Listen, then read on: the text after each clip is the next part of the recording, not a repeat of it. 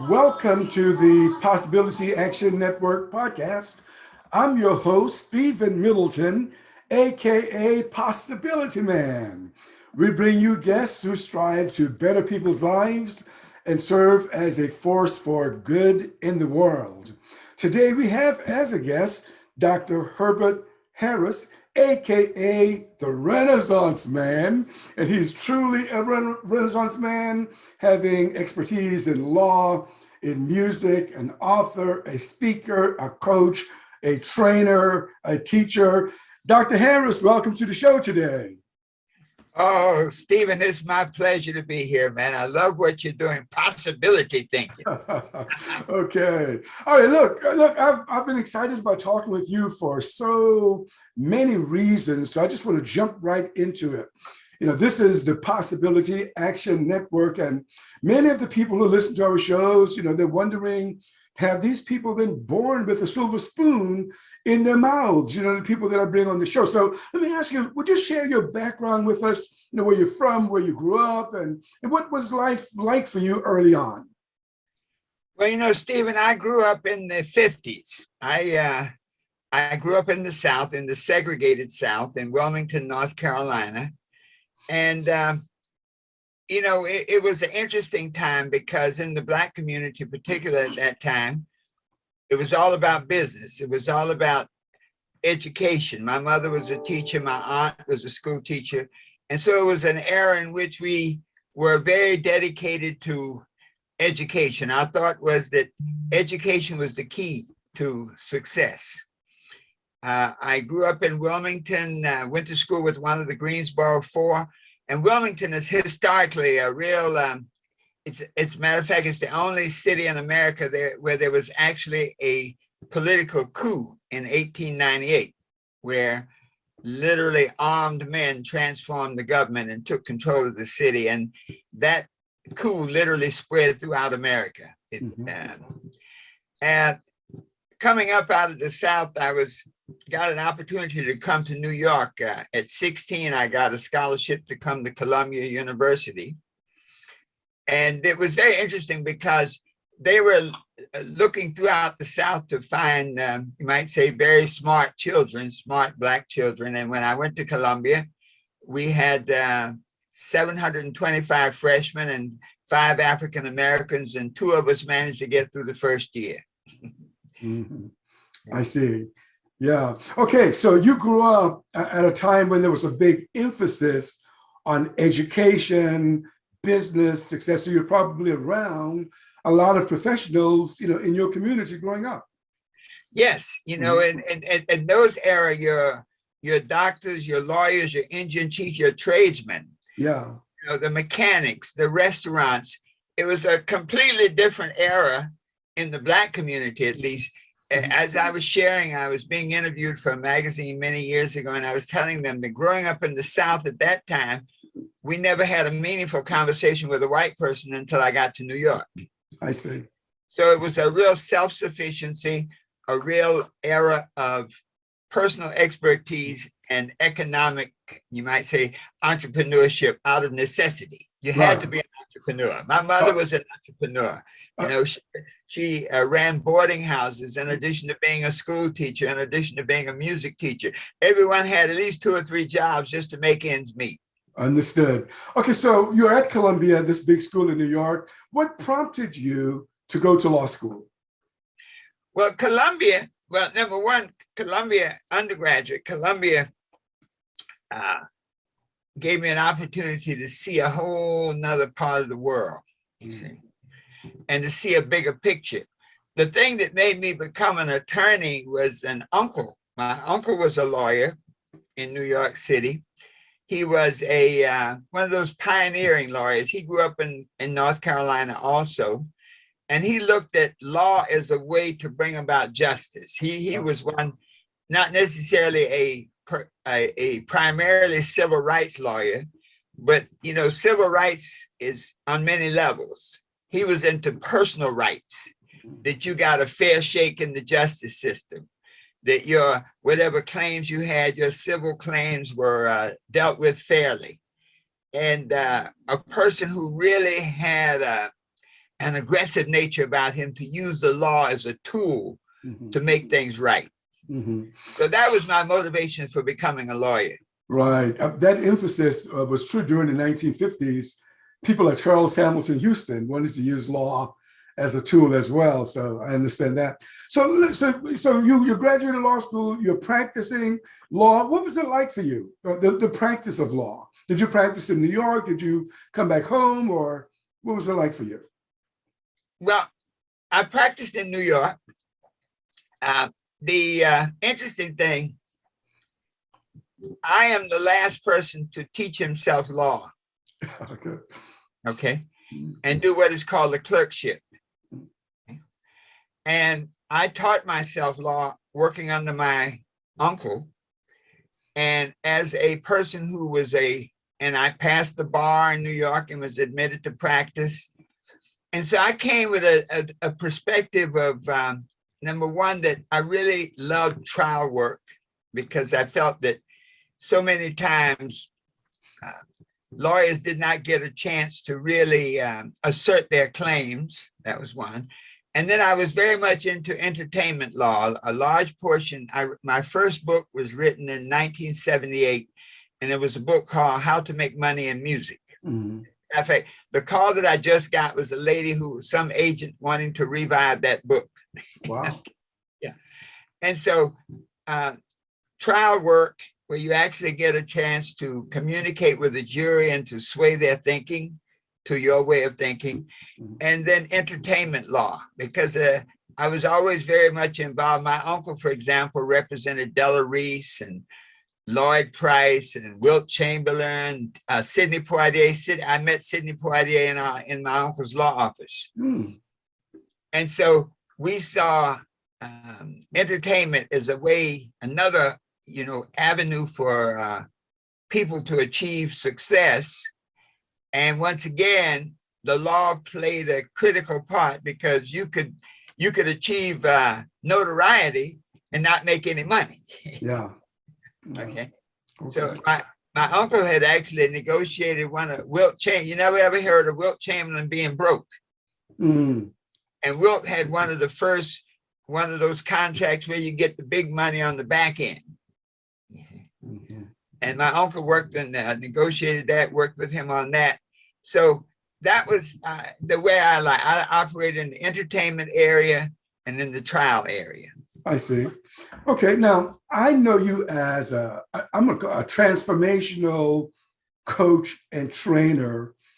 Were you always into transformation, personal transformation, the transformation of others, or did you make a shift somewhere along the way to life coaching, transformational coaching, spirituality?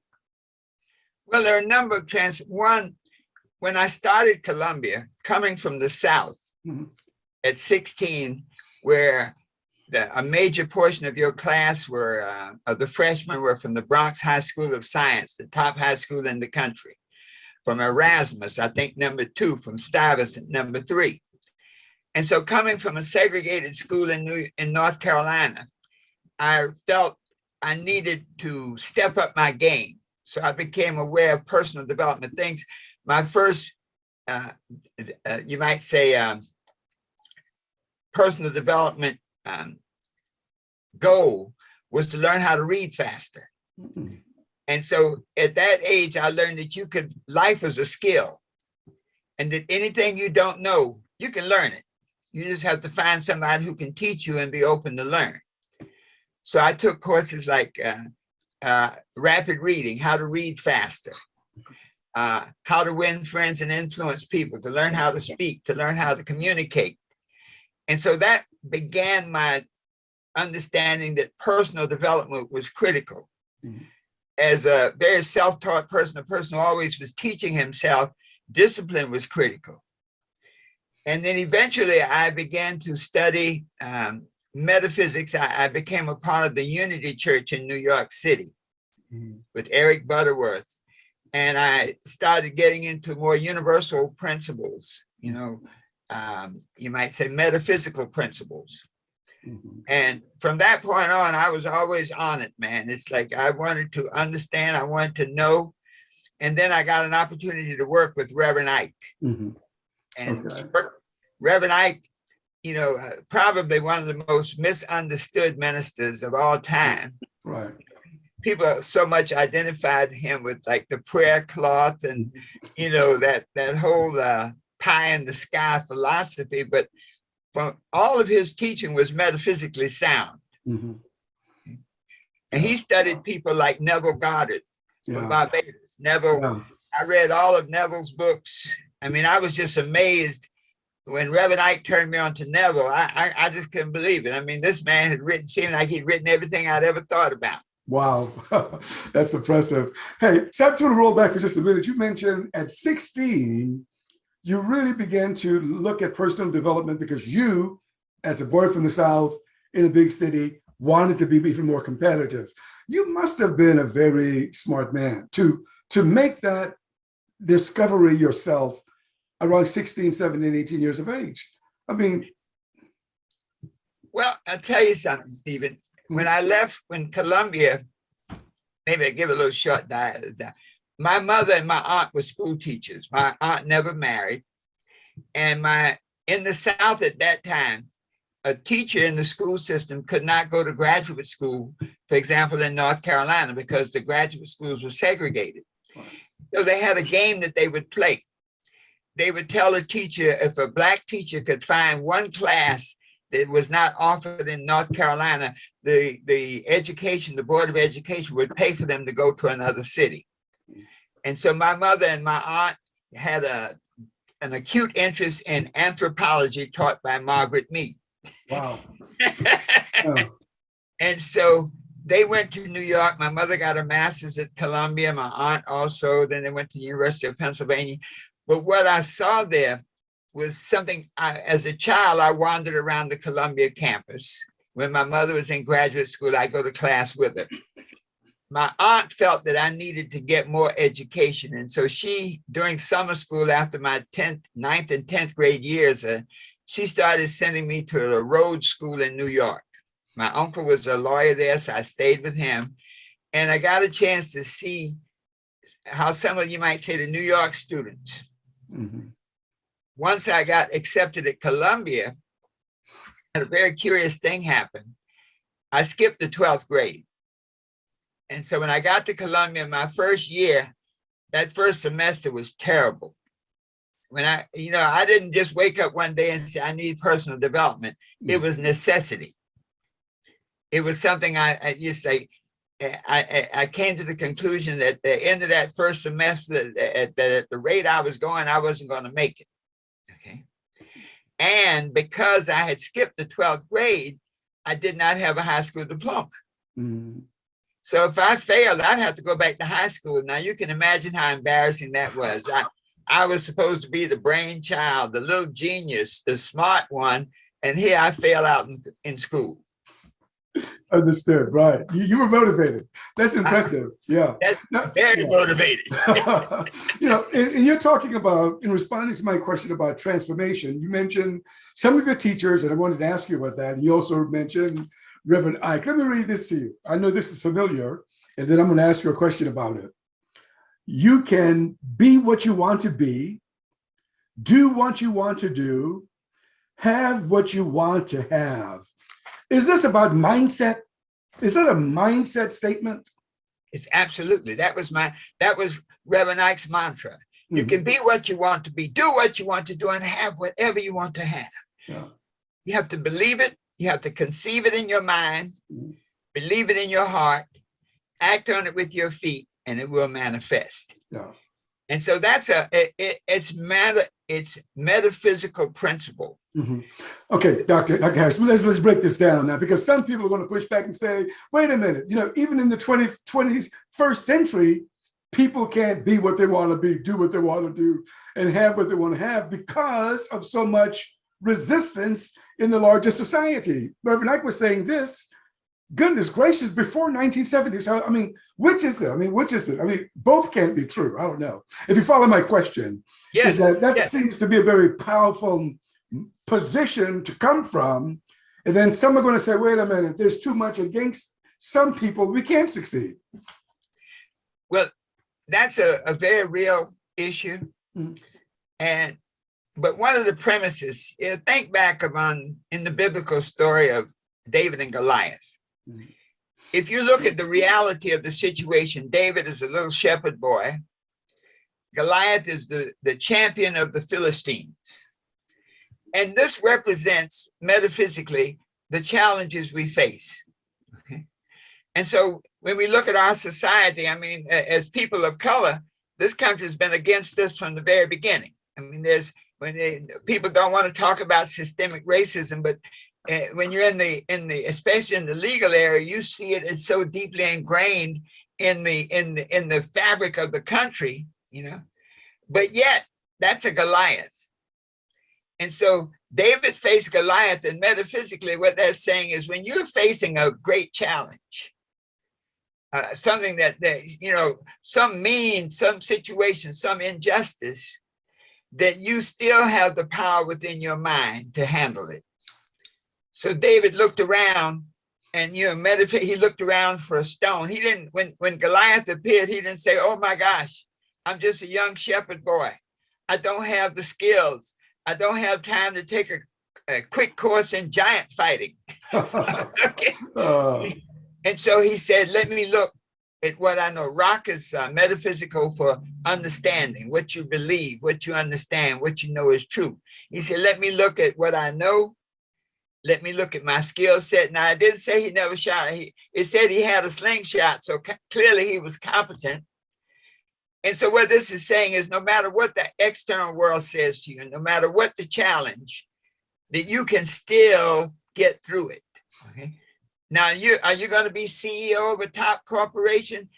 Maybe not today, but you can make those moves so that if anybody gets through, it's going to be you. Right. So we're not denying obstacles. Of course, obstacles exist in life, but this position is that it's possible to triumph over many of them. Yeah, so I get that. I love that quote by Reverend Ike. I just picked up, your book in the background. It's on the screen. Yes. We'll get to this in a moment. That's a special book. We'll get to it in a moment. But I want to go back and ask you this question: can people transform themselves? I mean, that is transformation, and I like to say transformation more so than just change. Is personal transformation a real phenomenon? Absolutely. Think about this. We are where we are because of four things. Our thoughts. The first law of success says a mind shall have whatsoever it thinks in its heart. Okay?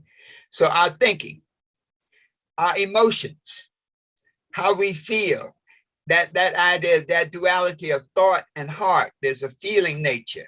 Mm-hmm. Our habits. You see, the way we act. In the Bible, it says, whatsoever your hand findeth to do, do it with all your might. Do it correctly. Do it effectively. And then our relationships. And so when we look at where we are right now, we are basically, whatever we're going through, whether it's positive, negative, challenging, rewarding, or unrewarding, is a result of our thoughts, our emotions, our habits, and our relationships. When we look at those things and then put it in the context of choice. You see, we arrive at where we are based on the choices and the decisions we make. The choices represent the possibilities. I love your thought of possibility thinking. But the life that you live is a result of the decisions you make. When you look at all of the possibilities, when you pick one and act on it, that's a decision, and that determines now your experience of life.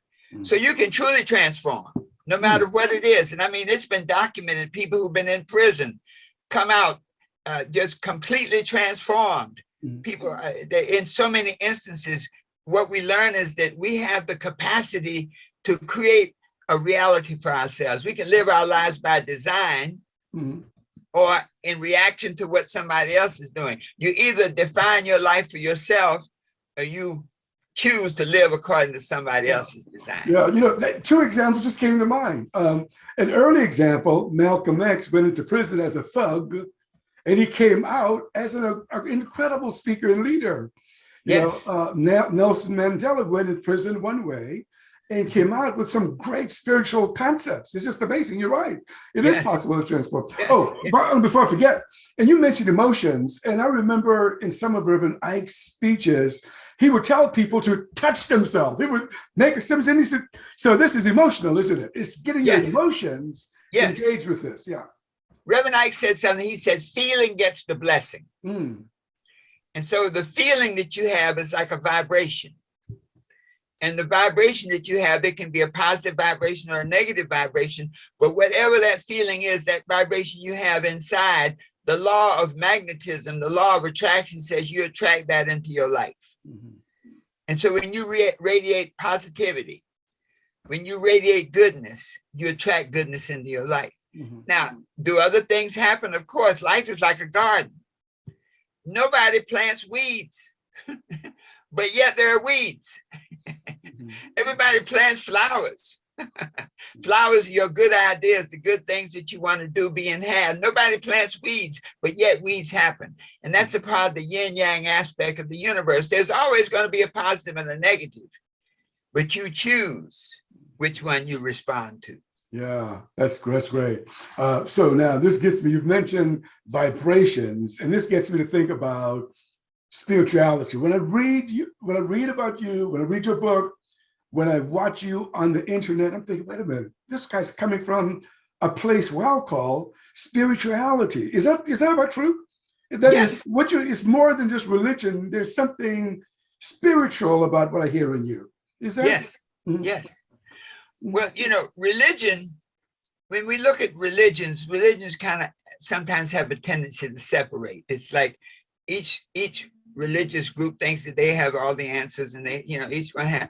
But spirituality is a bigger picture, that we are all, regardless of what religion we are all vibrations. We all have a heartbeat. We all have a rhythm. And that rhythm of life, that rhythm is is the manner in which we live our lives. And so when we say a spiritual being, we are really spiritual beings having a human experience. Yeah. And when we look at ourselves as spirit, then it makes sense. We talk about harmonic vibrations. The harmonic vibration of the first order is the relationship you have with your source. Mm-hmm. In the Bible, it says the first, when they asked Jesus, what are the great commandments? He said, the first commandment is there's a God, and we love God, and God is the source of all things. And the second commandment is to love your neighbor as yourself. On these two commandments hang all the law and the prophecy. Mm-hmm. If you don't know anything else, right. Those are spiritual principles that you can live your life by. Right. If you honor that you're a source, that you come from someplace good. Mm-hmm. The prodigal son, when the prodigal son is a lot like all of us, we go through the pig pens of life. Mm-hmm. Everything is going on, man. We make bad choices. We waste our money. And we find ourselves in the lowest of the low. But to all of your listeners, I know, as you were saying, that many times people get so wrapped up in the particular reality they are experiencing at a particular moment. But the spiritual principle in the prodigal son is when you recognize who you are and whose you are. So although the prodigal son was in the pig pen of life, the pig pen didn't define him. Mm-hmm. He said, let me arise. Let me change my thinking. Let me stop thinking pig thoughts. Let me arise and let me go to my Father. Let me go to my source. And so it's this source, this vibrational relationship between each of us and the reason that we were created. Life is not given you just for, happenstance. I'm always amazed at atheists. Mm-hmm. It's like with all the smartness of the last 10,000 years, nobody's made one heart. Yeah. Okay, we may have done some cloning, but nobody's made one heartbeat. Right. And so the fact that we are here means that we were created for a purpose, and we may either follow that purpose, and that's what transformation is really about. When I look at transformation, it's like to determine why you are here and what you were put here to do. Mhm. and then to make the choices that are congruent with that so that you can live your purpose. Yeah, I mean, clearly, whenever I look in the mirror, I know that I'm more than this for sure. And maybe that's a part of what the scripture says. I know we don't know exactly the things that Jesus said, but one thing feels true to me. I'll say feel it. It's vibrational to me. Where in one of the gospels he was said to have said, "Ye shall know the truth, and the truth shall make you free or set you free," whichever Yes. word what they use. That sounds right. Yes. Yeah. Yes. Okay. And so what is truth? What is this truth that will set you free? Well, yeah, that's a good question for you, Dr. Harris. What is that truth? Well, that truth is that there's an order to all things. Mhm. The basic truth is there are certain fundamental principles. Like one principle is there's always going to be change, that we live on a river of time, and any river is always moving. Yes. So That's there's right. always going to be change. That's one of the principles. When you know that, then you know that no matter how dark the night, sooner or later, the day is going to come. Yeah. And that's scripture too. Yes, sir. Weeping may endure for a night, but joy will come in the morning. Exactly. Yeah. And Yeah. see, that's what, and when I look at the Bible, these are the type of spiritual principles that the Bible represents. And when you look at all other religions, you see the very similar principles. Buddha said the same thing. Buddha said, you become what you think about. Okay. And so you have the idea of change. You also have the idea of principle, that everything changes, but there is a process by which it changes. It says the evil tree will have evil fruit, that there's a natural order of things. And so there's change, there's principle, and then there's choice. That you decide how you respond to change based on the principles that exist. Yeah. And so this is one of the truths. This is a very general truth. In our book, in the 12 Universal Laws of Success, what we work to do is to get an understanding of these principles in very detailed form. Each law is like an interpretation of a particular principle. From the law of thought, what you think about is what you get. The law of change. And scripture says, be not conformed to this world. So whatever the situation is that you are in, that you may be stuck in, that you may be experiencing, but be you transformed by the renewing of your mind to think a new thought. Right. I'm not sure in your world, but in my world, I grew up in the country, and people are almost trained to think small, not to think big. You grew up in a different kind of family. This book, I say that to say that this book strikes me as a manual. If someone wants it to be a little more than they thought that they were, that this seems to be a guide. Is that about right? Is that what you try to do here? Yes, yes. We need a recipe. When you're a cook and you want to cook, if you want the cake to come out the same way, you follow the recipe. Yeah. And success has a recipe. And I've read some of the reviews of the book. Success has a recipe. This book has been translated into about 9 languages that I know of. Wow. Okay. There's a Chinese version, Italian, Spanish, Romanian, Czechoslovakian, Saudi Arabian. The principles work in any language. And so our goal was to give people a book that they could use. They didn't have, you can go into chapter 4 and read it without having read the other chapters. It helps to have read them, but I wanted to write a book that was a lot like a recipe. Yeah. So if your problem was, for example, procrastination, okay, it's good to know all the other things, but when we look in the book, you'll see some specific steps on how to overcome procrastination. If your problem was worry, you learn life, you get lessons. I used to write a newspaper column called Thoughts for Success. And so I've been on this path for many years. I wrote that column every week, and I thought it was, as an entrepreneur, I had this idea. There were about 200 newspapers that carried the column. I only charged $10 a week, $10 a column.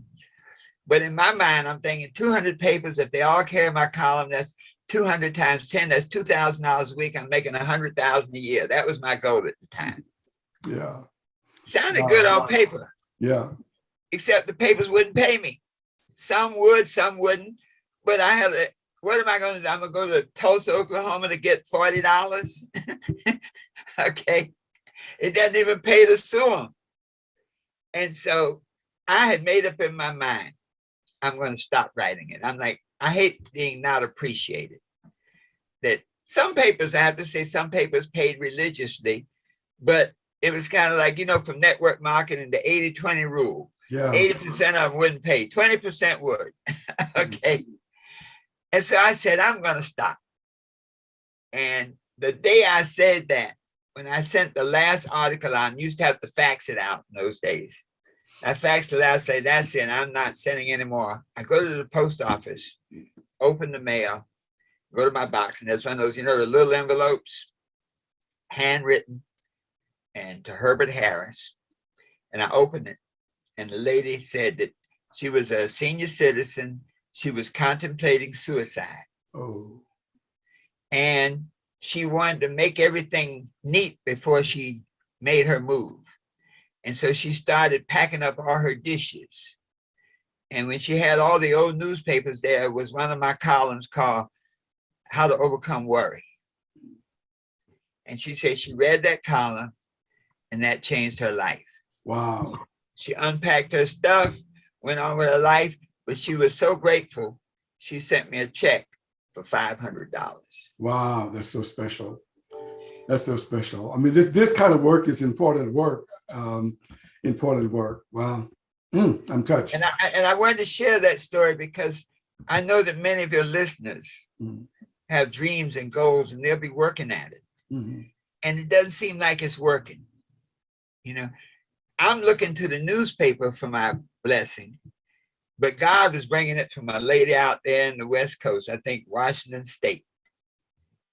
And so what this is saying, you do the work. When they talk about be a laborer in the field, you do the work.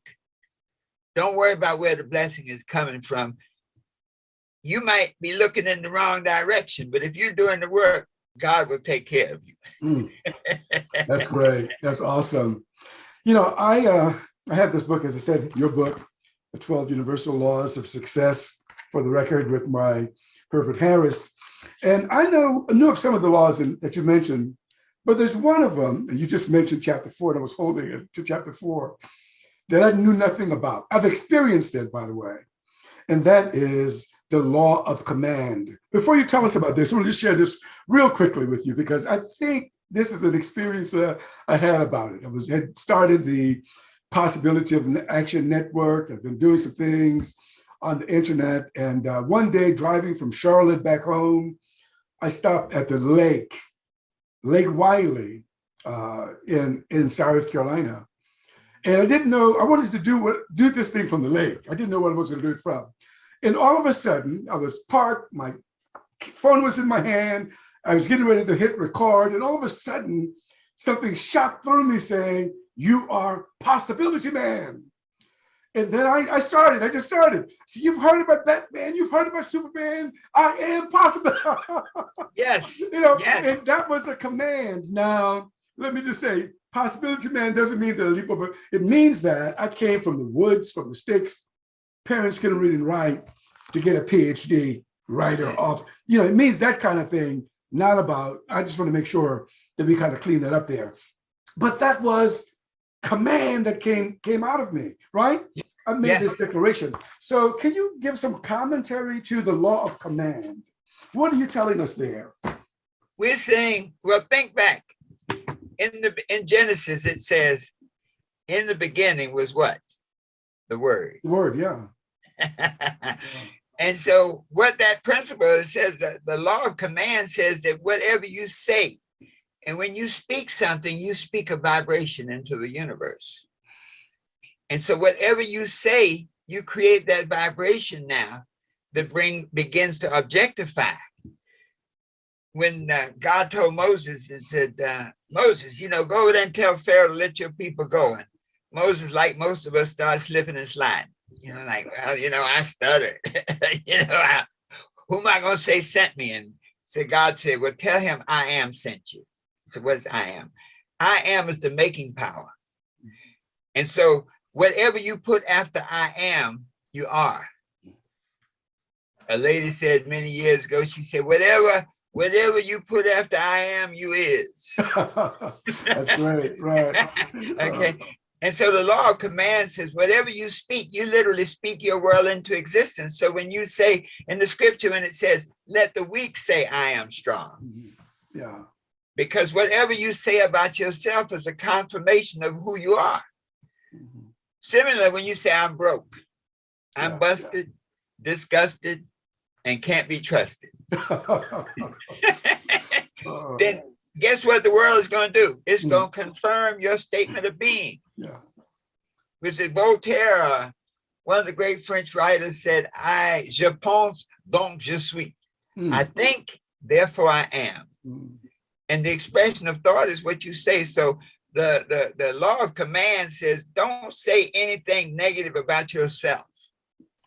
That what you say about yourself is a way to create your world for you. So let the weak say, I am strong. If you're broke, say, I am rich. Yeah. If you're sick, say, I am healthy. Right. That reminds me, I was reading, I think it was Reverend Ike's book, The Science of Living. And he said, someone would ask him to pray for them. He said, I see you as healthy. I see you that way. Yes. Yes. One of my favorites, Dr. Harris, is, I got money. Yes. I love saying, I got money. Oh, God. And you can take it on, I am money. Yeah. This adds something special. And I'm not trying to critique churches or anything like that. But this, for me, it adds something special about talking about the divine or contemplating, of course, there's God. It's just something special for me in this communication. Do you feel that it's like, God is on your side. You can have, you can be, you can do. Yeah. Yes. So, and you don't have to wait to die to get it. Exactly. Oh my gosh. Yes. Yes. See, so, that's beautiful. That's beautiful. Yeah. Okay. So I want to shift our conversation just a little bit about your wealth. And, you've been on the planet for a while. You've done a lot of things. You've been around a lot of people. What have you learned about creating wealth? About a person, and I'm not trying to psych people out about everyone being rich, a person achieving what I like to call financial fitness. What have you learned about that, sir? Well, there are many levels of wealth. I'll just deal with the financial. The first thing, there are laws of finance. And when we talk about the law of value, chapter 8 in the book, the law of value says that whatever you put your value on is key. And so when we talk about achieving wealth, let's just talk about finance. Then that means you need to learn the principles of finance. So a key point is, do you have a budget? Let's put it on a very practical level. If you don't have a budget, well, look at yourself. When we talk about finance and creating material wealth, look at yourself as a company. And every business has a budget and has a business plan. And so if you're going to create wealth, then you need to have a budget and a business plan. What is your plan to create the wealth that you desire? What is your budget? If you don't have control of money, if you don't have control of the resources necessary to take care of you, then you will always be subject to somebody else's deal. It's like if you're working for somebody else on a job, and I'm not knocking jobs because jobs have done a lot for all of us. My parents, I've had jobs, and I'm sure you've had jobs, but don't let the job be your master. And so when I had a good driver once, Russell Hempfield, and Russell was one of those people that when he say he came up hard, he came up hard. He came up, his mother went to jail when he was 9 years old, and he had to take over her numbers business. Okay. He came up hard, and he became one of the Mr. Johnson, one of the door-to-door salesmen of Johnson Products years ago. But Russell used to say, when your outflow exceeds your income, your upkeep becomes your downfall. Right. And that's the secret to creating wealth. Have a budget, to understand that your income, to look at the law of earning, that whatever you do, you're exchanging your God-given gift of time for. So exchange it for the maximum that you can get for it. Value yourself. Okay. Yeah. Look at the law of spending. Don't look at it as a spent, look at it as an investment. So whatever you do, look at it as an investment. When you put your money out there, if it's not an investment, then maybe you shouldn't do it. I was looking at a fellow who had $27 million in diamonds around his neck. And I just said, what a waste. Yeah. What an absolute waste. Look at how you invest. How you earn, how you spend or circulate, how you save, how you invest. And if you master those things, then you can create wealth. The other side, though, is that really it's not so much about wealth, it's about happiness. Yes, indeed. Indeed. Yeah. I got you. I noticed in your book, and was happy you said it, 10% of your earnings, put it away. Absolutely. Because a lot of it, I'm 68 years old, and a lot of the strain that I've experienced in my life about money was that I didn't have a reserve to handle an emergency. So that 10% was certainly a reminder of that things that we can do. Yeah, for sure. And that's a minimum. That's a minimum.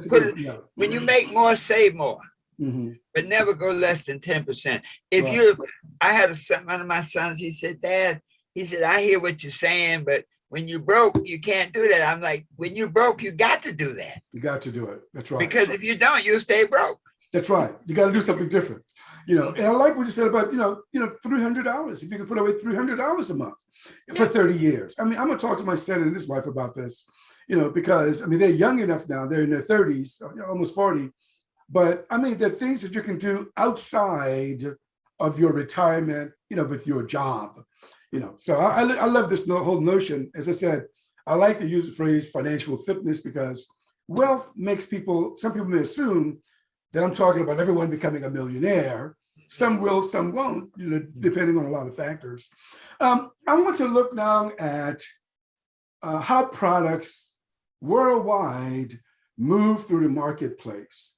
Because I've talked to some people, and I don't know if some people understand this. So when you think about, pick a company, pick Apple, how does Apple move products through the marketplace? Microsoft, how do they move products? People who manufacture products, how do we move products in the marketplace? Well, there's a big picture in business. I'm reading a book now on core business and how when a business, the Harvard Rule of 4 says this: if you want to be successful in business, if you want to make money, you need to, one, get a product that everybody needs. Okay. A product that very few people have. Okay. A product that's priced for sale, that you can sell it at a price that people can purchase it, and a product that's priced for profit. And so to approach business, every company, Apple, doesn't matter whether it's a huge multi-billion-dollar corporation or whether it's a network marketing company. I've been a network marketer all my life. And network marketing, for example, that's why I was familiar with the company. Network marketing, Dick Gregory with the Bahamian Diet. That was like my first breakthrough where I actually made some money. And network marketing is applying the same principles that Apple does to products that you can touch yourself. You literally become the Apple of your dreams. I wish that more people could learn and master the skill. And once again, network marketing is a skill, just like learning how to read faster. To master the skill of network marketing and to realize that it is a business. And so as we begin to look at ourselves being in the marketplace, to always approach it as a business. the spiritual aspects of a business and the material aspects of the business, to have a budget that you operate from, to have a product. A lot of times people go into business they don't know anything about. They say, well, why'd you want to do that? I want to open a restaurant. Have you ever learned anything? Have you ever run a restaurant before? No. You may be a great fryer of chicken, and you may even sell chicken sandwiches out of your house. I watched a lady who was very, very successful selling chicken dinners out of her house. And one of the big plants here, people would come. She'd have over a weekend 100, 150 people come and buy chicken dinners. She opens a restaurant. She goes to a building, had been a Kentucky Fried Chicken building, had been empty, and she got in and spent a lot of money renovating and whatnot. And it failed because she was still selling chicken dinners. She never was able to scale up to become a business. It's a big difference between cooking for 4 and cooking for 400. There's a different skill set there. Yeah. And so to understand that business, no matter how big the business, is built on different skill sets that people master. The bigger the corporation, they segment it, but it's the same thing over and over. If you want to create, when you meet people who create massive wealth, they say, I started with $5,000 and now my company is worth 100 million. It's because they took those same principles, the Harvard Rule of 4, the budgeting principle, the business plan principle, and then the daily method of operation principle. Yeah. You see, every business, you don't have a business that's in business that say, well, we're going to be open on Monday, maybe Wednesday, definitely not on Friday because I got to go play golf. Yeah. That's great. So, you mentioned network marketing. What is your assessment of network marketing as a strategy for moving products through the marketplace? I think it's the most effective tool that people can get in and create wealth without major investment. And the thing that I've always loved about network marketing is you could take $500 or $1,000, and if you leverage it with the right mindset, with the right skill set, with the right habits, that you can create a fortune. I have watched people, I'm a network marketer. I have people in my organization that make $500,000 a year. I have people in our company that make over $1 million a year. And so what's the difference? Well, number one is network marketing. If you apply business principles to it and treat it like a business, not like a hustle. People get in business, they think, man, that's one of the things I've disliked about network marketing is people present it as a get-rich-quick scheme. Right. It's definitely not that. It's definitely not a get-rich-quick scheme. It took us to get to the top of our plan. It took us 4.5, 5 years. But you could then trace it, the first year. So you made $30,000, okay? The second year it goes to 80. The third year it goes to 150. The fourth year, you're starting to make some real money now. By the fifth year, now you're kicking. Yeah. But you had to be around for those 5 years to make it happen. So network marketing is a vehicle that I wish that more people learned, practiced, and mastered, right, so that they could then take that vehicle and use it to create financial success. What you just said about 5 year out reminds me of dropping a penny into a bucket, and then each day doubling all of the pennies that you dropped into that bucket for 30 days straight. Yeah. And when people hear that, they think, shoot, if I can get $1,000 now, give me $1,000.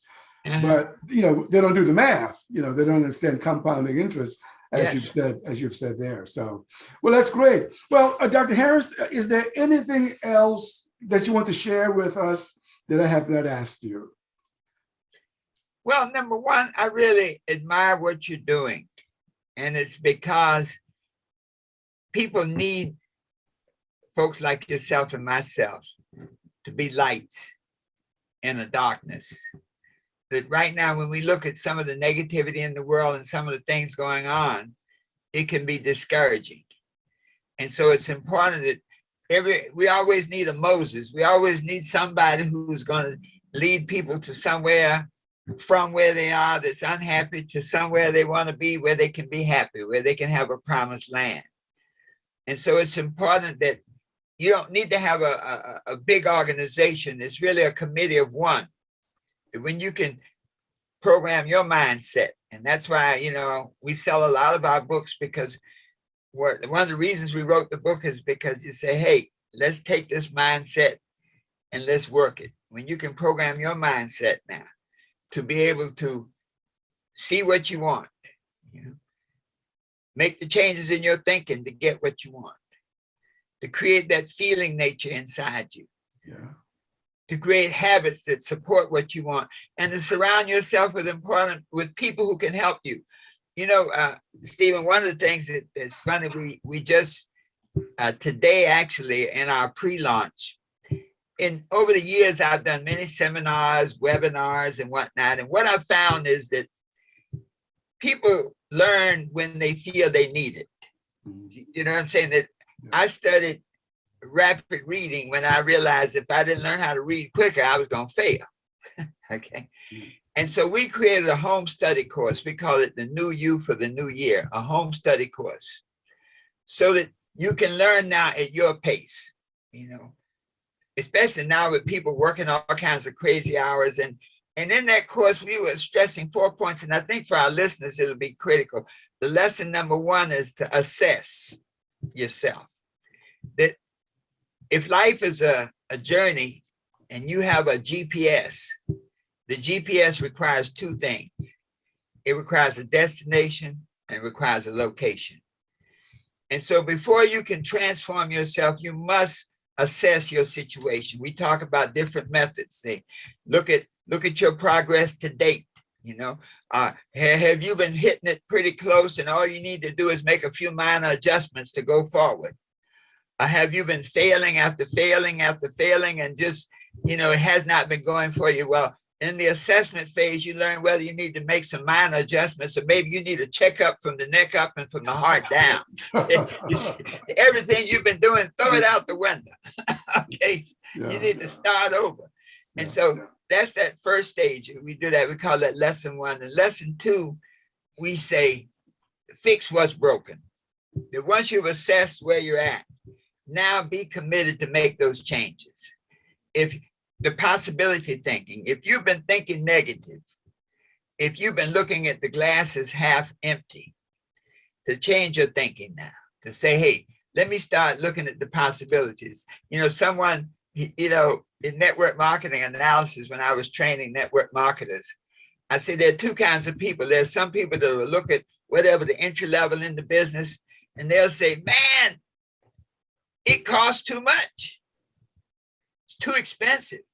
And another person will look at the entry level and say, wow, that's all this costs, Okay. And so it's a mindset from, wow, it costs too much.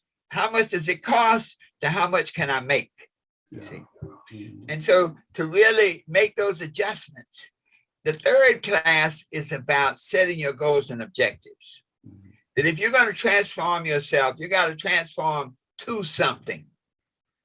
We often talk about there are many journeys that, like people who are in bad relationships, they like, I know one thing, I'm going to get out of here. Okay. Well, that's good.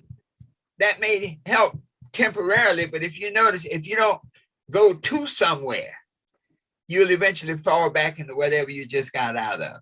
So people come out of a bad relationship, go, and then 6 months later, they've attracted the same type of person, take them right back into another bad relationship.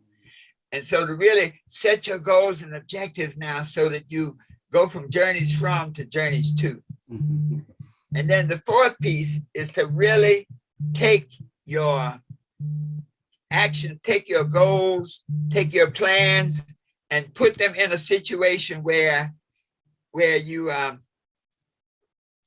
put them in a situation where you have an action plan, where you have a daily method for getting what you need to do done, where you have thoughts that are commensurate with where you want to go, where you feel yourself worthy of the things you're seeking, where you have the goals to get where you want to go, and then where you are committed to do whatever it takes on a daily basis. And we have a workbook because a lot of times, you know, we hear so much, but the scripture says, write the vision. Doesn't say think about it. It says, write the vision and make it plain. So in the workbook, we give people a chance to write out their goals. What are their personal goals? What are their family goals? And we actually give a certificate and then plug them in with one of our workshops. We do some mastermind sessions every week to help them talk to other people. Just like we're talking now, people are going to hear your program and say, man, I think I can do this. I think I can change this. And so I invite all of your listeners. Our website is herbertharris.com. That's really easy to remember. herbertharris.com. And check out our home study course, because that can be the tool that can give you something that you can work with on your time. That's great. Okay. It can transform your life.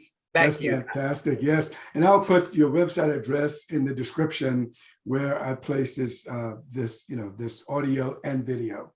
Well, Dr. Harris, it has truly been my pleasure spending this time with you, and I'm looking forward to other conversations with you. Well, I'm super proud of you, man. You keep doing what you're doing. You've had an incredible career yourself. You know, being the interviewer, you know, you never tell your story, but you've had an incredible story yourself. And to do what you're doing now is giving you a whole new life. Like you completed that, but you're on a whole new life now that's necessary, that's needed. And I salute you, and I'm honored to be a part of it. Fantastic. Thank you so much. Okay, well, you've been listening to the Possibility Action Network podcast.